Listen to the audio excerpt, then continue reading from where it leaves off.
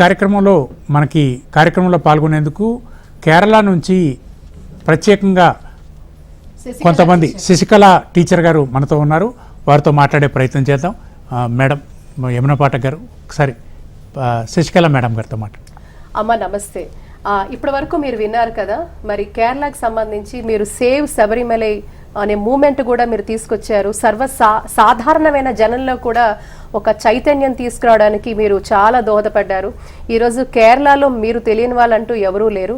So మీరు ఈ యొక్క మరి ఈరోజు నేరుగా భగవంతుడు అంటే భయమో భక్తో రెండిట్లో ఏదో ఒకటి ఉండాలి. కానీ ఈరోజు వీళ్ళకి అక్కడున్న స్థానిక ప్రభుత్వం కావచ్చు, లేకపోతే ఆలయానికి సంబంధించిన నిర్వాహకులు కావచ్చు, మరి ఈరోజు డైరెక్ట్గా చోరీ చేసిన వ్యక్తులు కావచ్చు, వారు ఎవరు అనేది ఆ భగవంతుడికి తెలిసిన నిజాలు తప్పకుండా బయటకు వస్తాయని ఆశిద్దాం. అమ్మ, మరి మీరు దీని విషయంలో మీ స్పందన ఏమిటి? అసలు ఏం జరుగుతోంది కేరళలో శబరిమలలో? Sir, for your translation. അത് ടീച്ചർ, അത് ശബരിമല ഗോൾഡ് കേസിന് സംബന്ധിച്ചിട്ട് ടോട്ടലായിട്ട് എന്താ അറിയാ ടീച്ചർ പറയാം. ഏതിനെ പറ്റി? ശബരിമലയിൽ സ്വർണ്ണക്കളവ് നടന്നില്ലേ, അതിനെ പറ്റിട്ട്. നമസ്തേ.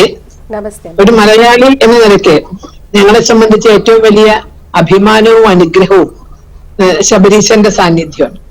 അതിഥി ദേവോ ഭവ എന്ന് വിശ്വസിക്കുന്ന സനാതന ധർമ്മപ്രകാരം നാനാഭാഗങ്ങളിൽ നിന്ന് ഇവിടേക്ക് അയ്യപ്പ ഭക്തർ ഒഴുകി വരുന്നത്, അവർക്ക് വേണ്ടുന്ന കാര്യങ്ങൾ ചെയ്തു കൊടുക്കാൻ സാധിക്കുന്നതും ഒക്കെയാണ് നമ്മളെ സംബന്ധിച്ചിടത്തോളം ഏറ്റവും അഭിമാനകരമായ ഒരു കാര്യം.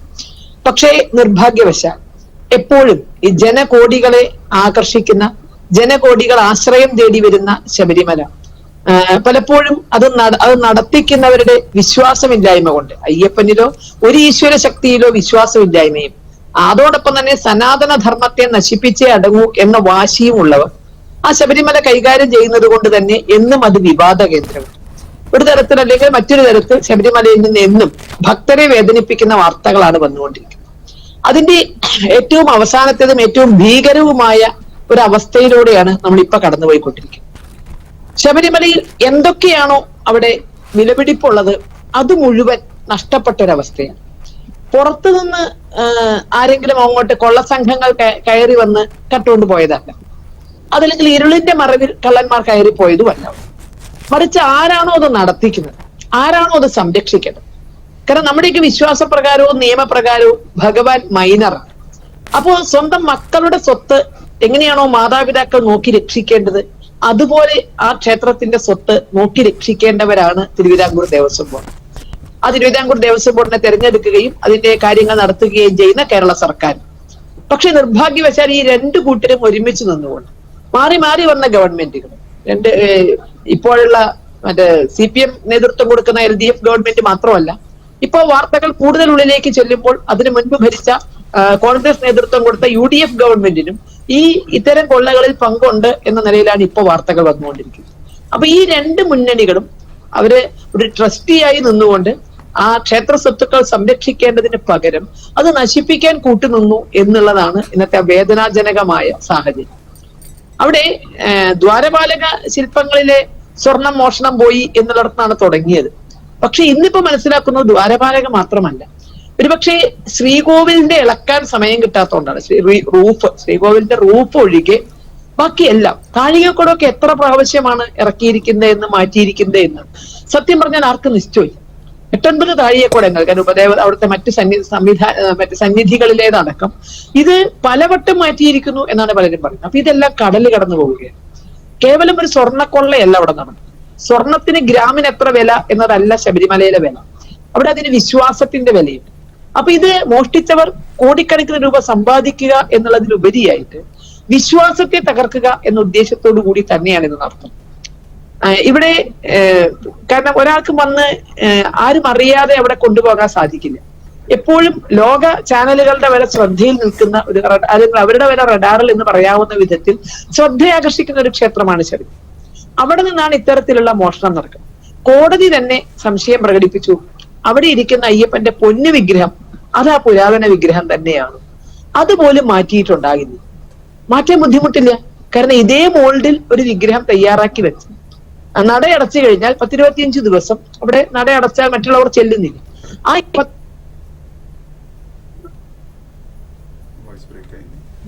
സാർ ശശികല ടീച്ചർ గారు ఏమన్నా?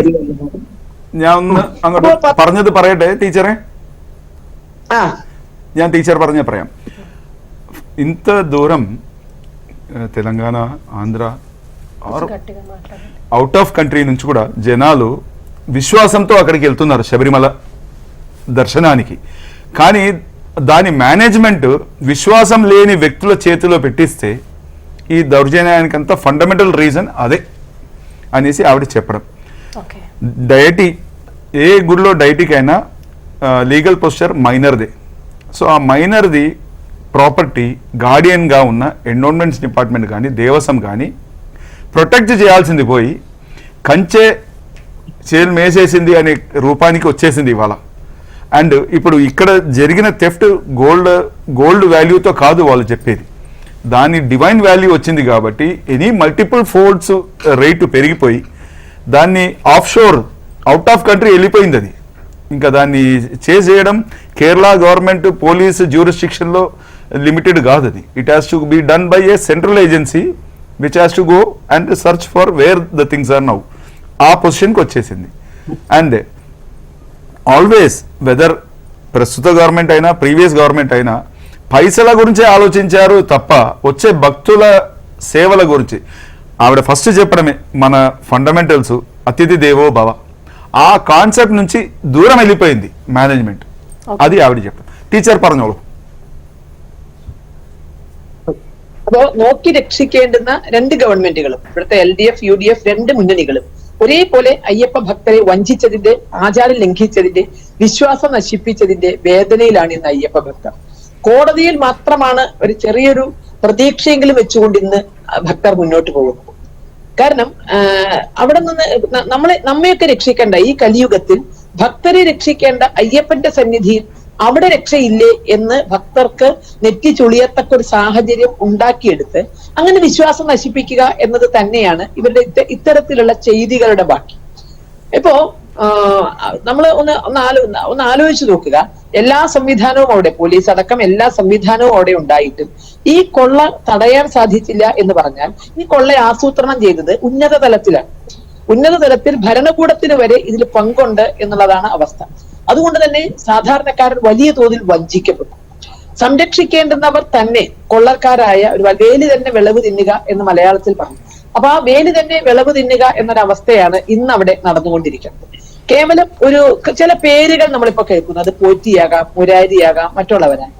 ഈ പോറ്റി എന്ന് പറയുന്ന വ്യക്തി പിന്നെ ഭാരതത്തിന്റെ ഭരണ സ്ഥിരാകേന്ദ്രമായി ഇരുന്നിരുന്ന സോണിയാഗാന്ധിയുടെ അടുത്ത് വരെ എത്തിയിരിക്കുന്നു. ഈ പോറ്റി ശബരിമല തന്ത്രിയല്ല, പോറ്റി ശബരിമല മേൽശാന്തിയുമായിട്ടില്ല, മാളികപ്പുറം മേൽശാന്തിയുമായിട്ടില്ല. ഏതോ മേൽശാന്തിയുടെ ഒരു പരികർമ്മിയായി അവിടെ വന്നു എന്നത് മാത്രമാണ് നമ്മളൊക്കെ മനസ്സിലാക്കുന്നത്. അപ്പൊ അങ്ങനെ ഒരു വ്യക്തിക്ക് എങ്ങനെ ഇതൊക്കെ ചെയ്യാൻ സാധിച്ചു? അപ്പൊ അദ്ദേഹം വെറും ബിനാമിയാണ്, മറ്റാർക്കോ വേണ്ടി ഇതൊക്കെ ചെയ്തു എന്നുള്ളതാണ് നമ്മൾ മനസ്സിലാക്കുന്നത്. 2018-19 കാലഘട്ടത്തിൽ ലോകമെമ്പാടുമുള്ള അയ്യപ്പ ഭക്തർ കണ്ണീരും കയ്യുമായി ഇരുന്നിട്ടുണ്ട്. അത് ശബരിമലയുടെ ആചാരം ലംഘിക്കാൻ കേരളത്തിലെ സർക്കാർ വളരെ കാര്യമായി ശ്രമിച്ചതിന്റെ ബാക്കിയായിരുന്നു. യുവതി പ്രവേശനവുമായി ബന്ധപ്പെട്ട് ഒരു യുവതിക്കും, ഭക്തരായ ഒരു യുവതിക്കും ക്ഷേത്രത്തിൽ വരണമെന്നുണ്ടായിരുന്നില്ല.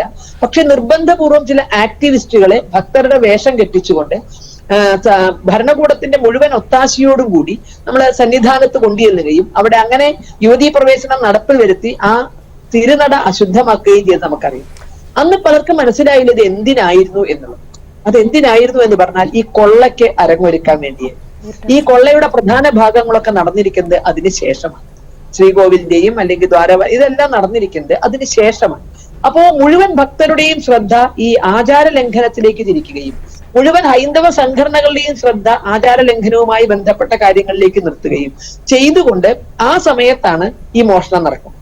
2018-19 എന്ന് പറഞ്ഞാൽ ആ കാലത്ത് നമ്മുടെ മുമ്പ് കൂടി അയ്യപ്പന്റെ വിഗ്രഹം എടുത്തു കൊണ്ടുപോയാൽ പോലും ഒരു പക്ഷേ ആരും ശ്രദ്ധിച്ചു എന്നില്ല. കാരണം എല്ലാവരുടെയും ശ്രദ്ധ യുവതികൾ വരുന്നുണ്ടോ, അവിടെ ആചാരം ലംഘിക്കുന്നുണ്ടോ എന്നതിലേക്കാണ് മുഴുവൻ ആളുകളുടെയും ശ്രദ്ധയുണ്ടായത്. അപ്പൊ ആ ശ്രദ്ധ അതിലേക്ക് തെറ്റിച്ചുകൊണ്ടാണ് ഇതുപോലൊരു മോഷണത്തിന് അരങ്ങൊരുക്കുക. ఆవిడ స్పెసిఫిక్గా ఏమంటున్నారంటే ఆడవాళ్ళని శబరిమలలో తీసుకెళ్ళాలి అనే కాన్సెప్ట్ ఎప్పుడైతే స్టార్ట్ అయిందో ఆ ప్రోగ్రాము ఈ దొంగతనానికి బేసిక్. ఆ రోజు నుంచి స్టార్ట్ అయింది ఈ కార్యక్రమాలు. సో ప్రతి వాళ్ళు ఏం చూస్తున్నారు, ఆడవాళ్ళు వస్తున్నారా చూస్తున్నారే తప్ప అక్కడి నుంచి ఏం తీసుకెళ్ళిపోతున్నారు అనే కాన్సెప్ట్ మీదకి రాలేదు. ఈ దృష్టి మళ్లించి చేయడం కార్యక్రమం ఒకటి. అండ్ దీనికి అన్నిటికీ పునాది ఏంటంటే మన కళాచారాన్ని, మన సంస్కారాన్ని ఎట్లా డిస్ట్రాయ్ చేయాలి అని ఒక కచ్చగట్టుకొని దిగిన గవర్నమెంట్. ఈ గవర్నమెంట్ దీనికే ఉంది.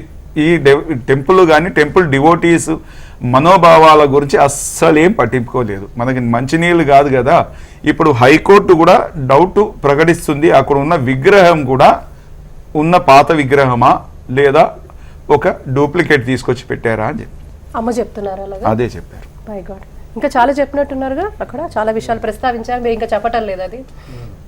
ఈ విగ్రహాలకి వాల్యూయర్ ఉండాలి కదా, కొనేటోళ్ళు కూడా ఉండాలి. అవును. So the best buyer will be a foreigner.